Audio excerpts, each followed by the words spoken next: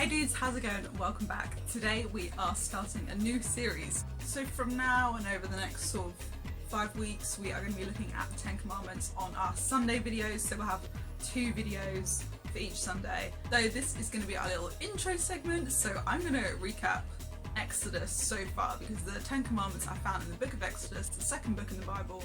That's 3, but some doesn't count. So we start off in chapter 1, which tells us all about how the Egyptian people are oppressing the Israelites. The new king of Egypt is feeling pretty threatened because the Israelites are really growing in number. So he's aware that if a war was ever to break out, the Israelites had a very, very good chance of winning. So his action plan was to basically kill all of the baby boys from the Israelites. Moses is born, except at this point he's not called Moses, but we'll get to that. Moses was an Israelite, so his mother knew that he was going to be killed. So she put him in a little basket and sailed him down the Nile to hope that that would save him. Coincidentally, the basket was then found by Pharaoh's wife, but later on it's Pharaoh's daughter that then takes the baby in as her own, and she calls him Moses. When Moses grows up, he witnesses an Egyptian beating an Israelite, and he gets so mad that he murders the Egyptian. But when Pharaoh finds out about this, he wants to kill Moses. So he runs away to Midian, where he gets married and had a baby. God speaks to Moses through a burning bush. God tells Moses that he's going to rescue the Israelites. He's going to use Moses to do it. He explains all about his plan, including the fact that Pharaoh would be really, really uncompliant. God says, here are some miraculous signs that you can show Pharaoh to prove that I am backing this. Those signs include turning a staff into a snake and water into blood. Moses gets a little bit shaky about this, so God says, you can take your brother Aaron with you. So Moses returns to Egypt with his brother, and they go speak to the Israelite elders, aka leaders, and just tell them about what the shaky door is doing. Shall we begin? Moses and Aaron go to Pharaoh and tell him all about this, and Pharaoh is not too impressed. He doesn't believe it, and he takes out all his frustration on the Israelites by increasing their hard labour. But in chapter 6, God reassures Moses and Aaron about his plans, and we see a little family record of Moses and Aaron's family.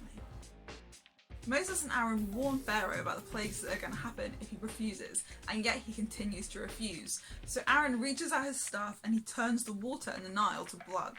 Despite the fact that the water is now blood and all the fish are dead, Pharaoh still insists on not letting the people go. So it's now 1 week later, Pharaoh still refuses to let the people go, so Moses summons frogs that literally covered the whole land, and it's so bad that Pharaoh is like, okay fine, just pray to take the frogs away and I'll let the people go. They pray, the frogs go away, and guess who doesn't want to let the people go? And the same thing happens again with the next plague, which is the plague of gnats, but Pharaoh still doesn't want to let the Israelites go. The 4th plague was the plague of flies. Now the flies covered everywhere in Egypt, except the land of Goshen, which is where the Israelites lived. Pharaoh asked Moses to pray that the flies would go away. Moses prays, the flies go away, and yet no Israelites have gone. Okay, that was weird. This is not a drill. The Egyptian livestock die, which as you can imagine is a pretty big problem for just daily living. But, funnily enough, whose livestock don't die? The Israelites. And can you guess who refuses to let the Israelites go? Plague number 6, both people and animals break out in boils, and Pharaoh does not let the people go. The 7th plague is the plague of hail. This hail was so bad that if you weren't sheltered, you would literally die. And Pharaoh was warned about that. And yet the hail came, and Pharaoh still refused to let the Israelites go. The 8th plague. Again, Moses and Aaron forewarn Pharaoh that the next plague is going to be locusts. Locusts to the extent where nothing green was left in the land. Not a single shred of grass could be seen, because it was green. Oh gosh.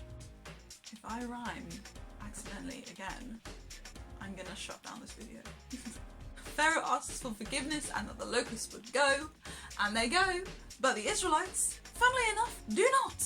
In the 9th plague, things really start hotting up because it is dark for 3 days. Literally no one could leave their house, and Pharaoh is annoyed to the point where he says, Moses, if I see you again, I'm going to kill you. So as you expect, that was also a pretty firm no on letting the Israelites go. We read about the last plague, and this is the plague of the death of the firstborn. That means that every firstborn son in every family and even the cattle would die. But God remained faithful to the Israelites, so they were told to mark their houses with lamb's blood on the front of their doors. This sounds like a very weird thing to do, although to be honest, there's been a lot of weirdness in this book so far. But the lamb is actually a symbol for Jesus, because Jesus is often referred to as the Lamb of God. Jesus died on the cross as a sacrifice for the punishment for the bad things that we do. And in this story, the lamb acts as a sacrifice so that the firstborn of the family could be spared, like how we're spared for the punishment for our wrongdoing. So when the angel of death came over the land, it passed over the Israelites' doors, which were all marked with the lamb's blood. If you've seen the last episode of Game of Thrones, there's no dragon, but it's possibly similar to that. At this point, Pharaoh gives in, Moses leaves with the Israelites 600,000 men on foot, plus all of their herds and flocks, and Moses leads them out into the desert. Chapter 13 details the traditions of a Passover festival, which is a festival that is still celebrated today, and it commemorates God's faithfulness through all of the plagues, and the terminology Passover comes from the angel of death passing over the houses of the Israelites. In this chapter, we also see Moses leading the people to the Red Sea, which, is it red? No. The name the Red Sea actually comes from the name the Sea of Reeds, which makes a little bit more sense. Pharaoh thinks that Moses is an idiot. He thinks that he is just totally lost and really vulnerable. But God has told Moses to lead the Israelites in the desert in this way, so that Pharaoh will come chasing after. Pharaoh gathers 600 of his best chariots and they pursue the Israelites. Meanwhile, Moses is dividing the sea into two with his staff, so there's a path of completely dry land through the middle. Moses and Aaron's sister Miriam sing a song of praise to God. Pharaoh and all the chariots have just about caught up with the Israelites, and they follow them down the path through the sea. However, the Israelites make it through to the other side completely safe and unharmed, but the waters cave in on the Egyptians and they don't make it.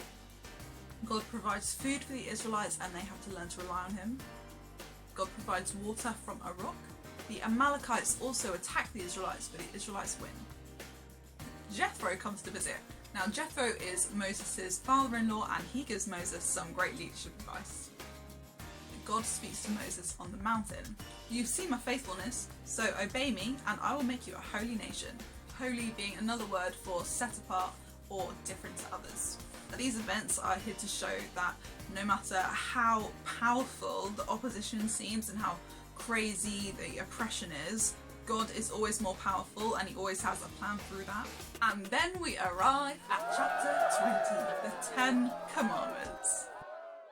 So as we go into our series about the 10 Commandments, let's be thinking about how God is teaching us because he's faithful to us, and how God provides an all-good moral code for us to follow. And we should be thankful for that, but also thankful for the fact that if we don't always stick to these commandments, it's not the end of the world. All we have to do is just realign our heart with God, refocus on him and the things that he teaches us, and we're good to go. That's it. So today we also have another video up about the first commandment, and then we will see you next Sunday for the following two. See you in a bit! Shall we begin? Because they are so they're called the Israel... And sail them down the line. Denial. Line. So